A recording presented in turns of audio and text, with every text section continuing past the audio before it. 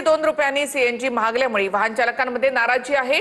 सीएनजीचे दर कमी करा नाहीतर मीटरमध्ये वाढ करण्याची रिक्षा चालकांची मागणी आहे। सीएनजीचे दर वाढल्यामुळे रिक्षा चालवणं कठीण झाल्याची प्रतिक्रिया त्यांनी दिली आहे। वाहन चालकांना आता 2 रुपये जादा भरावे लागणार आहे। 82 रुपये ठिकाणी आता 84चा भाव जो आहे तो दर जो आहे तो ठाण्यातील सीएनजी गॅस पंपावरती आपल्याला पाहायला मिळतो।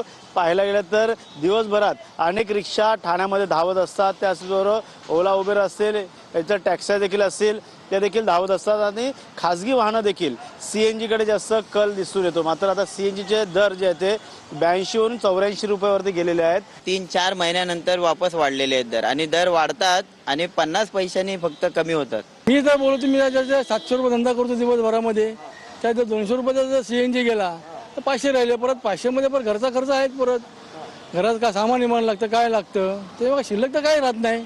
काहीच नाही, भाडं परवडत पण नाही आहे आणि सीएनजीचे एवढे भाव जर वाढून टाकले असेल तर चालू पण नाही वाटणार। आता बंद करून ठेवावं लागेल गाडी पूर्ण आम्हाला। रिक्षा चालकांचं म्हणणं आहे की रिक्षा सरकारलाच देऊन टाकावी। आमचं पण तेच म्हणणं आहे की हे टेम्पो पण सरकारला देऊन टाकायला पुरतं। कॅमेरामॅन योगेश सावंतसह गणेश सोरा, TVN मराठी, ठाणे।